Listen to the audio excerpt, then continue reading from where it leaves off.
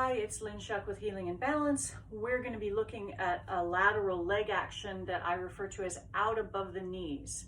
Now, this is mostly used for people who have legs that bow in toward each other, where the knees are closer together than the hips and the ankles. They don't line up into vertical towers of joints. It can also be really useful if you're in cobra or locust and you find that your lower back is often crunched when you lift up.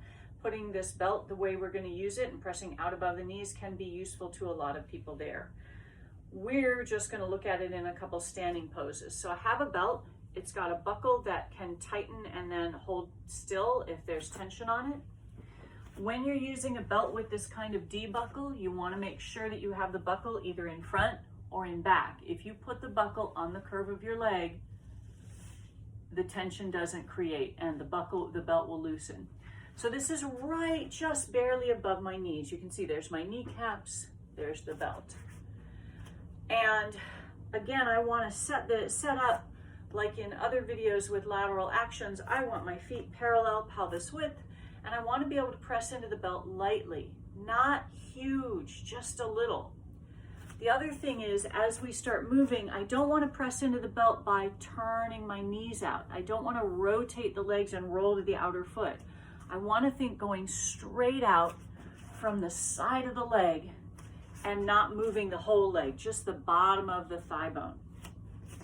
And when I have that in place, I could work in chair pose, down and back up, moving in and out of it, seeing if I can keep tension in the belt without it going slack.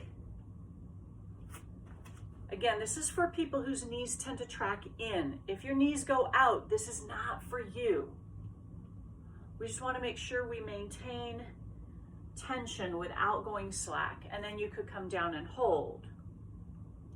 Another place to work where people's knees sometimes will collapse in toward each other is a forward fold with just that little bit of pressure out above the knees. Now we work on this in these poses so that when we're in a position where we can't use the belt, we can find those actions. For example, if I am somebody whose knees tend to track in and I come into a front lunge and my knee tracks in out above the knee. I didn't just move my kneecap out, I didn't move the whole leg. I'm trying to press into that spot. I actually could create resistance here with my hand. Now, if you don't have a belt, you can do this with your hands, and you would come over and place your hands just above the knee on the outside, press out into your hands, again, without rotation. You could do this in chair pose, you could do this in a forward fold, you could do this in a wide forward fold. So out above the knee tends to be more for people whose knees bow in. We want the hip joint, knee joint, ankle joints to be able to line up in two vertical lines, and sometimes they just don't. So this is a way to address that. All right, go.